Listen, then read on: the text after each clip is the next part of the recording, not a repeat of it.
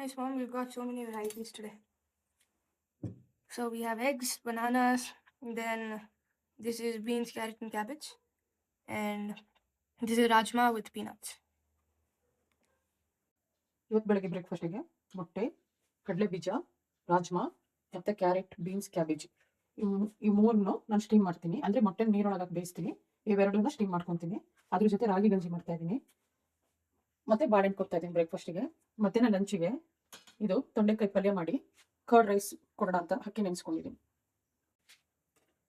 ರಾಜ್ ಮಾಡ್ಕೊತಾ ಇದ್ದೀನಿ ಮತ್ತು ತರಕಾರಿ. ಈ ಥರ ಸ್ಟೀಮರ್ ತೊಗೊಂಡ್ಬಿಟ್ರೆ ಈಸಿ ಆಗುತ್ತೆ ಬೇಯಿಸೋಕ್ಕೆ. ನೀರು ಕುದೀತದೆ, ಗಂಜಿ ಮಾಡ್ಕೊಳ್ಳೋಣ. ಗಂಜಿ ರೆಡಿ ಆಯ್ತು.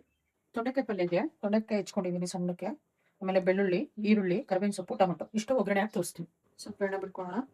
ಸ್ವಲ್ಪ ಸಾಸಿವೆ, ಕಡಲೆಬೇಳೆ, ಸ್ವಲ್ಪ ಜೀರಿಗೆ, ಆಮೇಲೆ ಉದ್ದಿನಬೇಳೆ, ಬೆಳ್ಳುಳ್ಳಿ, ಕರಿಬೇವಿನ ಸೊಪ್ಪು, ಈರುಳ್ಳಿ, ಅರಶಿನ ಪುಡಿ, ಇವಾಗ ಸ್ವಲ್ಪ ಉಪ್ಪು, ಟೊಮೆಟೊ ಹಾಕಿ ಚೆನ್ನಾಗಿ ಫ್ರೈ ಮಾಡಿಕೊಂಡು ಆಮೇಲೆ ತೊಂಡೆಕಾಯಿ ಹಾಕೋದು.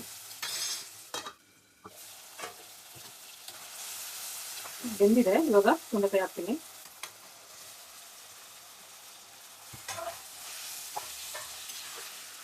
ಇದು ಸ್ವಲ್ಪ ಲೋ ಫ್ಲೇಮಲ್ಲಿ ಹಾಕಿ ಬಿಟ್ಬಿಡೋಣ.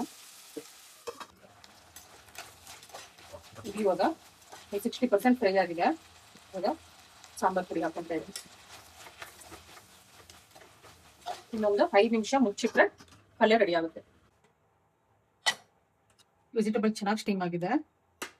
ರಾಜ್ಮಾ ಕಡಲೆ ಬೀಜನೂ ಕೂಡ ಚೆನ್ನಾಗಿ ಬೆಂದಿದೆ.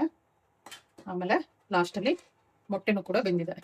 ಇವಾಗ ಈ ವೆಜಿಟೇಬಲ್ಗೆ ಸ್ವಲ್ಪ ಬಟರ್, ಪೆಪ್ಪರ್, ಸಾಲ್ಟ್ ಹಾಕಿ ಸ್ವಲ್ಪ ಫ್ರೈ ಮಾಡ್ತೀನಿ. ಇದನ್ನು ಇದಕ್ಕೆ ಸ್ವಲ್ಪ ಬಟರ್ ಹಾಕೊತಾ ಇದ್ದೀನಿ. ಸ್ವಲ್ಪ ಬೆಳ್ಳುಳ್ಳಿ, ಪೆಪ್ಪರು, ಸಾಲ್ಟ್. ಇವಾಗ ವೆಜಿಟೇಬಲ್ ಹ್ಯಾಂಡ್ ಸ್ವಲ್ಪ 2-3 ನಿಮಿಷ ಈ ಥರ ಮಿಕ್ಸ್ ಮಾಡಿದರೆ ರೆಡಿ ಆಗುತ್ತೆ. ಬಟರ್ ಹಾಕೋದ್ರಿಂದ ತುಂಬ ಚೆನ್ನಾಗಿರುತ್ತೆ. ಓಕೆ, ಲಾಸ್ಟಲ್ಲಿ ಸ್ವಲ್ಪ ಎಳ್ಳು ಹಾಕ್ಕೊತೀನಿ. Vegetable ಸಾಲೆಡ್ ready. ಇದನ್ನ ಇವಾಗ ಬೌಲಿಗೆ ಶಿಫ್ಟ್ ಮಾಡ್ತೀನಿ. ಈ ಕಬ್ಬಿಣದ ಬಾಣಲಿ ಮಾಡಿದರೆ ಅದ್ರಲ್ಲಿ ಬಿಡಬಾರ್ದು, ಸೊ ಶಿಫ್ಟ್ ಮಾಡ್ತಾ ಇದ್ದೀನಿ. ವೆಜಿಟೇಬಲ್ ಸಾಲೆಡ್ ರೆಡಿ ಆಯ್ತು.